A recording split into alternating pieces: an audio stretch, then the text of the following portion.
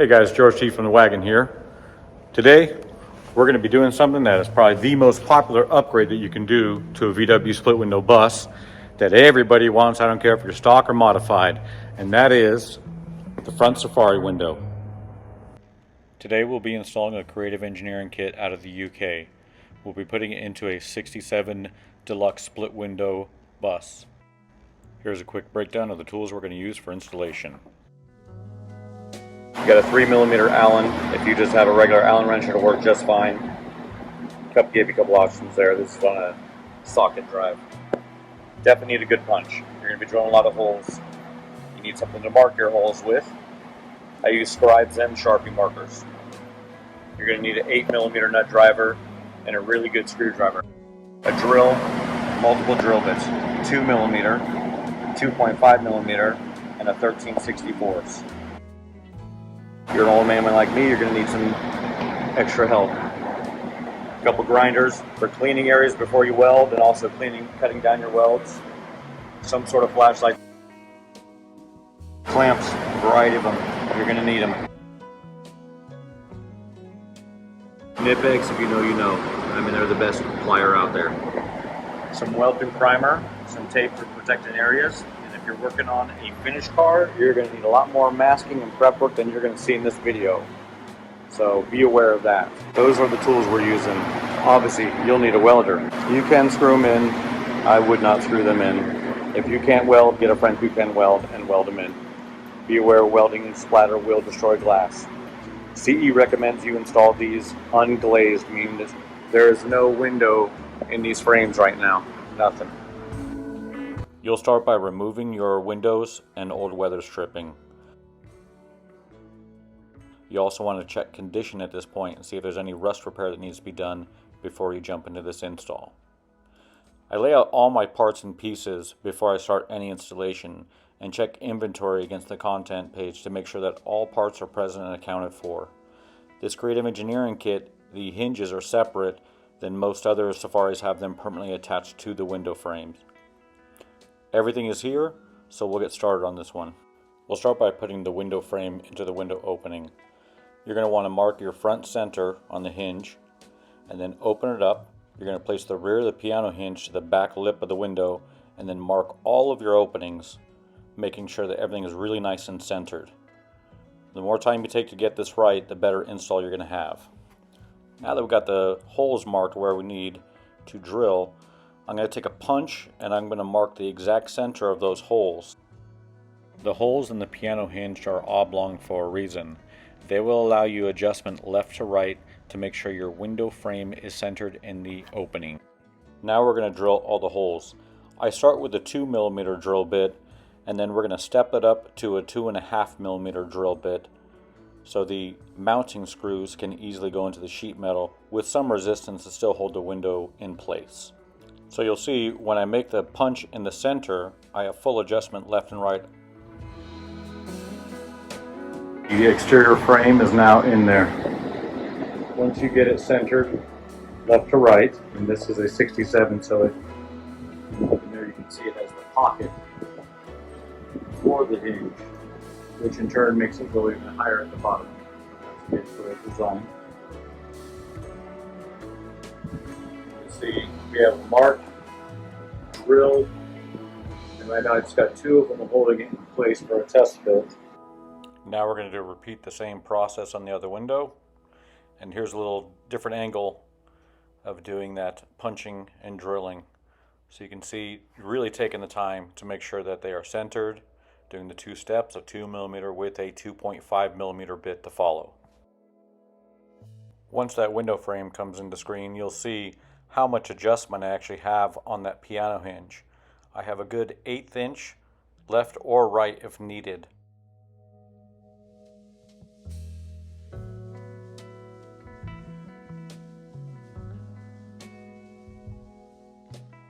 This is where I do all my final checking to make sure my gaps are where I like them.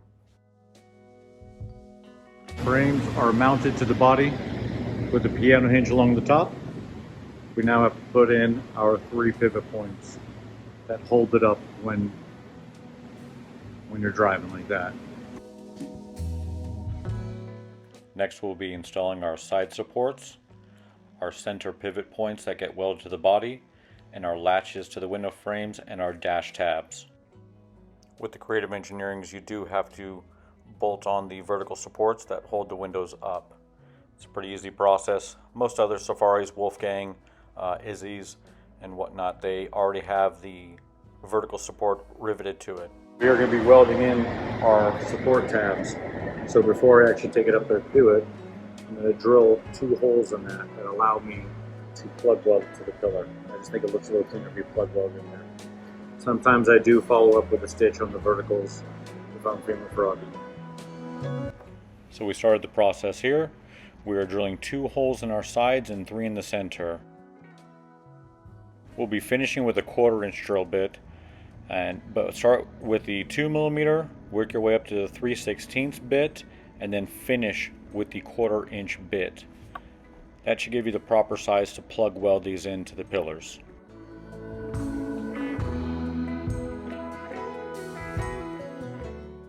Now that our tabs are drilled, we're going to bolt them in place so we can mock them up to the vehicle and mark where we're going to get full lift and drop out of them.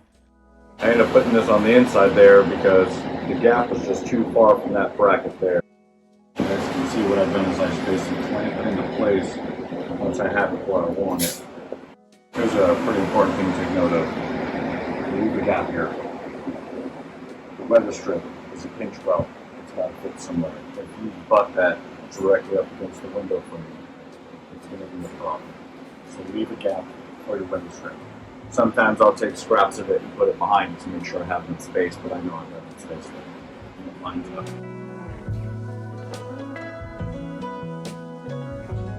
Once again, you got that gap for the weather strip behind it. That's why that bracket is made that way. So we're going to plug weld those in. I still need to get that one in place. And then from there, what we do is we have to open them up, make sure they're level, that they do the full articulation of open to close. And when I'm happy with hinge placement, then we'll burn them in. So I'm still going to set that one up there. With our brackets clamped in place, take a step outside the vehicle and look. Do you like the reveals? Are you getting full open? Are they flat and level with each other? I scribe it onto the pillar. That way I can take it off, prep all my metal. That means cleaning both surfaces really well. We're going to put some weld-through primer in here. You don't want to continue to rot because it will. Do it to all 3 of them. We're going to scribe weld them in place so we can remove them and weld them back in place without having to have the hinges attached to it. That'll be our next step here after I prep all three. This is a perfect example of why I use a scribe. You can see the rough texture from the blasting. Once I wire wheel it, my scribe marks will still be visible. We're cleaning off the metal here with a wire wheel on a 90-degree grinder, and I'm just basically prepping it and getting it as clean as possible for the surfaces to be mated together. And we'll also be laying 1 coat of weld-through primer underneath each one of these pivot points. You can see here my scribe lines are visible even though I've gone through and wire wheeled the area clean. Alright, so you saw a little bit of delay in that time lapse. I was making those. I was cutting aluminum blocks so I can clamp that in place. And the good thing about those aluminum blocks is they're going to be my heat absorption on this side, so hopefully not actually be able to see the weld on this side. You want to see the penetration of it. You don't want to see a warpage or deformity of it. So I'm going to keep that there. I have this heavily scribed now, so when I remove it and weld through prime over it, you'll still put it back in place. The weld-through prime is clearly visible on the A-pillar, and right now we're clamping the pivot point in place. We'll double check it, and then we're going to burn it in. I'm happy with my tab placement, so we're going to move on to the right side. Same process here. Match our scribe lines, get the tab clamped into place, and get it ready to burn in.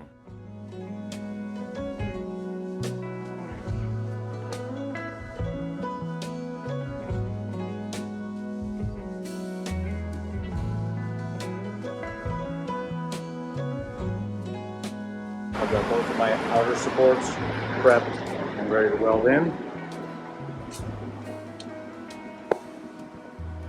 We make sure we have the same reveal all the way down and that our windows are in line with each other. I take apart the center. I put some vertical scribe marks on it. I've got it marked on the interior. We got one screw holding that in place that will eventually pull out and plug weld where the screw was as well. It pays to take your time when you're doing an installation like this. Accuracy is everything. Now the fun part, welding. I actually do enjoy welding, but as I get older my eyes are getting worse. So I make a pretty silly mistake here, but I own up to it. I'll let you know what I did there. But we took care of it. No damage was done.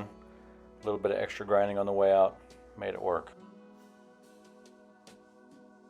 Here I'm using a 36 grit roll-lock disc on an angle grinder to flatten out my plug welds that I put on the exterior of the tab. We follow the 36 grit up with an 80 grit on a roll-lock, and then we're going to finish that off with a wire wheel. We're going to do the same process on the other side. Hopefully this time I don't weld the vice grips into place. It's hard when I'm looking out that big door and the pillar is darker than it, so I add a little bit of light to the situation to get a better weld. We're installing the center tab now. We clean it, we use weld through prime on it, let it dry, and now we're going to set it up there to burn into place. You can clearly see in this photo that I do have the center already weld through primed, and then our piece gets put in with a screw and one tack to hold it there. Then we're going to finish burning it in. I have a belt sander that gets inside there, and we'll clean that up nicely. Little tiny sucker. Now it's time for the tabs and the dash. Before we can put the tabs on the dash, we got to get the latches on the window frames. Face them inward to each other, not outward, inward. Once you have your latches screwed to the window frames, get your Sharpie and your scribe ready, because we're going to start drilling some holes into that dash. So I got scraps of an old seal here from actually a Wolfgang, but they both use the same method of this pinch weld to hold in place. This is going to help make sure that my bracket is properly spaced away from the metal, and my seal can go on once we're doing final assembly of the vehicle. I'll put one on each side, and when I talk about the spacing, I'm referring to this.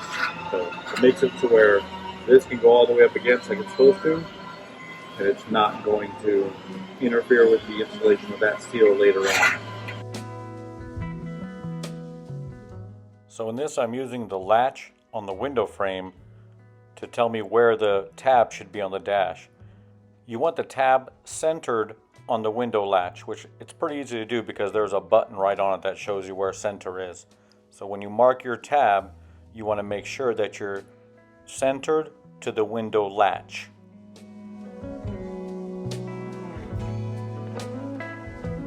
Holes are marked, center's punched, and we're going to drill in steps. First bit is a 2 millimeter, a 2.5 millimeter, and I'm ending it with a 13/64. That's going to allow the button head hardware to go through the dash.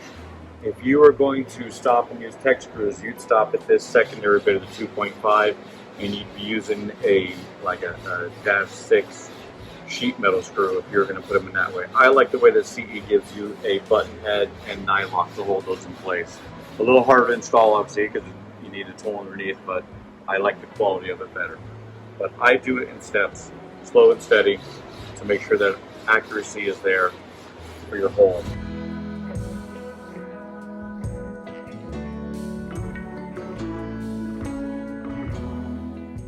Now we're going to repeat the same process, the 2 millimeter, the 2.5, and then a 13/64.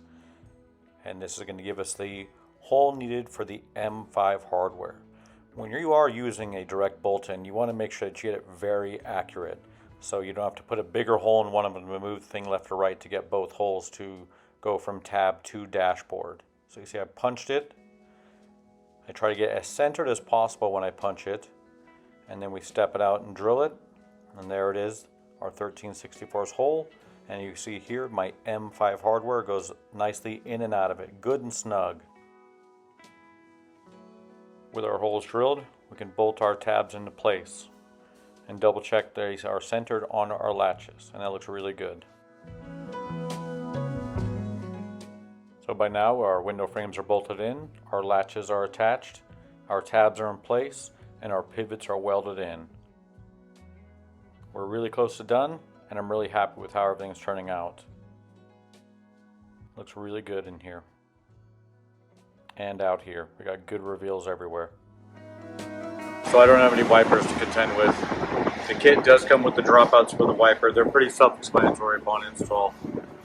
I do put the hole in for my one-eyed duck right now. So basically I just hold it up there. I make sure that my profile looks good on it as well. I put a mark in it with the scribe, just lightly scribe the primer, and it gives me a mark here. And then I put that mark perfectly on the spine, on the very tip of the spine there, and I drill it through now. That way, as I do my sealer coats, as I do any coats like that on top of it, I'm not leaving an exposed spot for separation to start happening. Hopefully we take care of it for years to come if we get the right products in it. Pretty simple. Drill your hole. It's got one hole only. It's called a one-eyed duck because it looks like a one-eyed duck right there, and that's going to hold your wipers when they come in from side to side. These are the drop downs. They go into the arms and they allow them basically to come out of the way of the Safari and lean here, and they'll rest in the one-eyed duck there when it's installed. This is a Creative Engineering seal. It is the same as you're going to get from Wolfgang. The only one who makes a different seal than this is Wolfsburg West. They actually make more like the original, where it's like a window rubber that basically goes in the hole. I have no experience with that, so I don't know anything about it, but I do have Wolfgang and Creative Engineering and Izzy experience. But I really like the Creative Engineering seal. The cushion part is a little bit softer, and you get these two ridges on it right here that actually help seal up against the frame of the window. I really like that about it. But this installs really easily. Your spongy part here is going to be facing out towards the window frame. And this slit right here is going to grab the lip of your existing body window frame, this lip along here. Because we drilled the holes, you got 7 holes now, count 3 on each one. That center one is going to be the middle, okay? You're going to start the seal right there, and you just basically push it right on. It's really basic, really simple to put this on. I prefer my seam on top. I put it there for any sort of water intrusion issue. If I have a complete and total seal all the way around here, and the water's coming down here, there's a little more trouble getting past it. But if my seam was here at the bottom, then it's just going to make it right past the seal as you start filling this channel up. When you get to your corners, you want to pre-load that rubber in there. Really, I'm pushing back with my left hand, pushing into it, while I'm pushing with my right. You don't want to kind of lightly put it in there. You want to really make sure that you got that sucker in there. Because from experience, you'll realize that this seal shrinks, and over time it will shrink a substantial amount, up to about 1/4 to 1/2 inch, depending on how long you have your front Safari seal in there. When I go all the way around, like I said, I'm preloading my corners. It means I'm like trying to put more material in my corners than I actually need, and what that's going to do is help it retain its shape, and that's what we want to do. To hold itself in place is what it needs to do. And obviously the pinch welt is exactly what it does. It holds itself in place mechanically, but we want to make sure that we're really forcing the seal into these areas. When you work yourself all the way around, the seal they give you is longer than needed. I always cut it about 1/2 inch longer than it needs to be, and I force that into it even more to really make sure that my seal is going to fit there even after it shrink. So start at your center, work it around. You're basically just pushing it into place. Preload your corners. When you get all the way back around, overhang it about a ½ inch, and then continue to force that into the frame if you can.